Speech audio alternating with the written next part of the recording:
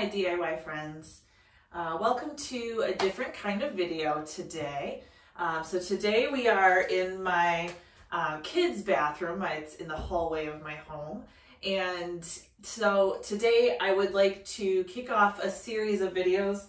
Whiskers is here with me. Say hi, Whiskers. And so I want to kick off a new series of videos where I'm going to be flipping or transforming this bathroom. So this bathroom, I decorated a little bit about 5 years ago when my kids were around toddler age. And so it's got, this kind of fun, more of a childish theme. I used whales. There was a lot of cute little pictures everywhere.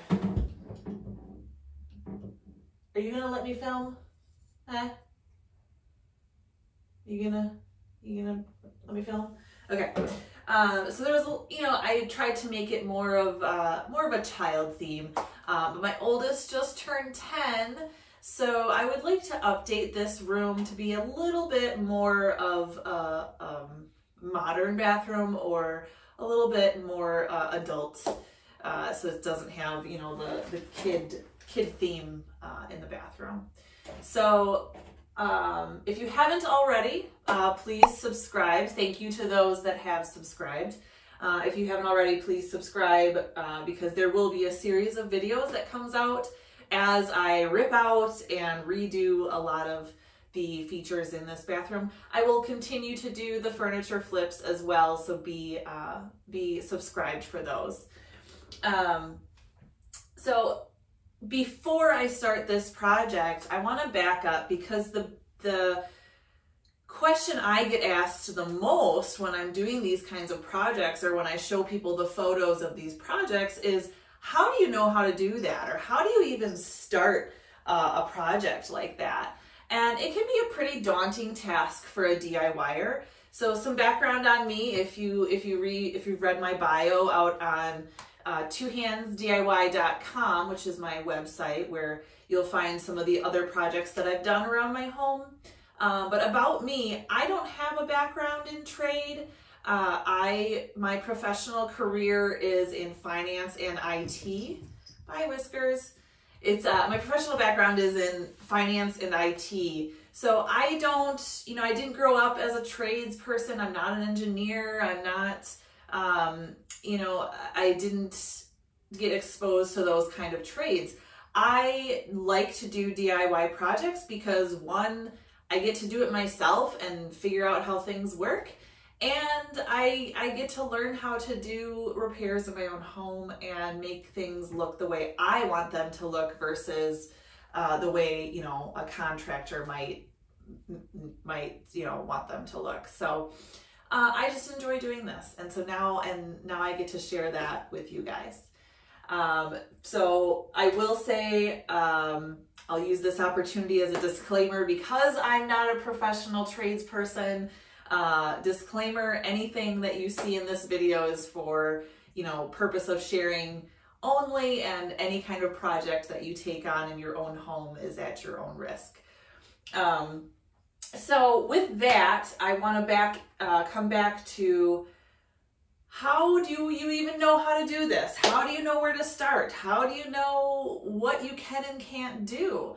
So if you go to my website, again, twohandsdiy.com, you'll find how to plan a home improvement project. And this is just a guideline for you on how to plan that kind of project. So the first thing that I do is I look for inspiration. So for this bathroom, let's use this as an example. I knew I wanted to update it. I didn't know what kind of things I wanted to update it with. So I usually will go out to Pinterest, or I might stop by kitchen and bath remodel shops where they've got floor displays, or even your big box stores will usually have floor displays that have the little setups of the bathrooms or a little corner of a kitchen. So I can go there and look around and just whatever strikes me is what I like. And then from there, I'll make a mood board. So if you want to see a sneak peek of what this bathroom is hopefully going to look like, I did create a mood board of what I want this bathroom to look like when all is said and done. So part of that is going to be ripping out this shower that I'm sitting on, the toilet, redo the floors. I'm going to be doing some new surfaces on the wall. So it's going to look hopefully pretty different when I'm done here. But I will create that mood board also to just make sure that the colors of things that I'm picking match. You know, I don't want to get to the point where I'm installing something, you know, painting the walls or doing the floors and finding out that my floors that I bought don't match the paint that I bought. So I'll make that mood board just to make sure that everything is kind of cohesive. So the second step is research. You know, I need to figure out how much is it going to cost? Are the things that I want even available? And then also something really important to consider as a DIYer is, do I do this myself or do I hire out? And that's where you really just need to make that as a personal decision on where your limits are. I'm a pretty experienced DIYer, so I can do most things, but I do have my limits. For example, I just wanted to get a heater installed in my garage so that I can paint my furniture out there. But the heater that I researched and bought required a new circuit to be installed in my panel in my basement. So while I would love to learn how to install a new circuit, I realized that putting a new circuit into an entire panel that controls all the electricity in my house is probably not something that I want to mess with. And the risk there is I could mess up the entire panel for the entire electrical landscape of my home. So I did decide to go ahead and have an electrician come over, and it wasn't terribly expensive. So they came over and they took a couple of hours and they installed the heater in my garage. I purchased the heater and I gave it to them and they installed it in the garage. And that way it's, you know, it's not messing up any of the other, you know, electrical outlets in my home. And it's safe and it's all to code, which is also very important when you have a home, especially if you're planning to ever sell your home. So after researching, it's time to make a task list. I really like to make a task list because there's a lot of steps when you're doing a project, something like this bathroom. There's a lot of steps and you want to make sure that you understand what you're doing and when, especially when you're having to do big items of demo, or you're laying new floor, or you're putting in new walls, or things like that. A couple of examples. So I remodeled my entire basement a couple of years ago, and I installed a new wall. I had to take out a wall and I had to put in a wall. And before I put the drywall up, I wanted to make sure that I ran all the electrical that I needed. So if I had waited, right, if I hadn't put the task list together to know, okay, I got to put the electrical in before the drywall covers up the studs, it would have been a pretty big mess to have to cut through brand new drywall just to get the electrical installed. So for, you know, another example in this bathroom, I know I'm going to want to take this toilet out and put in a new toilet. I want to do that after I've laid the new floors. But I'm also going to be taking this tub and this shower out. So I want to take this out and install the new one before I put the floors down. So it just helps you understand what steps, and you know, I kind of come into the room or come into the area and mentally walk through, like, okay, I'm going to take this tub out. What is that going to affect? Well, that's going to affect the floor down here. So I want to make sure that I don't put the floor down before I take the new tub out, because I'm probably going to wreck my floor. So just thinking about the different steps that you need to walk through.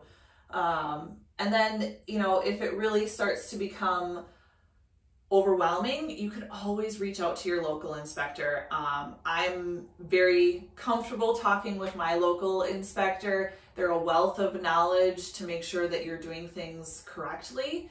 And anytime you're going to be putting in any new electrical, any new plumbing, HVAC, tearing down anything structural, walls, taking them down, putting new ones up, anything like that, you're really going to want to reach out to your local inspector and make sure that you're doing everything to code and everything's safe. Again, disclaimer, everything you do is at your own risk. So make sure that you're always following safety guidelines and code guidelines. But if it's just, tearing out flooring and putting in new flooring, like a carpet or a tile, you generally don't need to contact a local inspector, but it doesn't hurt. Just establishing that relationship with them, I think, is good as a homeowner if you're going to be doing DIY projects. So that after contacting them, something I always forget, and I kick myself every time, take before pictures. I have so many before pictures where I've got a hole in the wall or I've got something already partially torn down, and it doesn't really portray the real before and after, because there's a big hole in the wall. Of course you're gonna redo something. There's a hole in the wall, and it's like, well, forgot to take the picture before I started tearing stuff down. And I think it's just really fun to, after you start doing more and more DIY projects, so it's really fun to look back at those pictures and see all the hard work that you've done. In my home, I've done something in every single room of my home. And so for me to look back at the pictures where, maybe the listing from when I bought my home and how different it looks, it's pretty amazing, and it's pretty humbling to see all the work that I've done on my home. So after all of those steps, so that's 5 steps we went through: look for inspiration, do your research, make a task list, contact your inspector, and take before photos. All 5 of those steps are done before I even raise a hammer, get a screwdriver, any of that stuff. So after all of those 5 steps are done and I'm ready to kind of pull the trigger and get ready to go, I will usually start ordering supplies. So yesterday I ordered the new tub and bathroom surround. I ordered the new trim kit because I do want to replace this trim kit.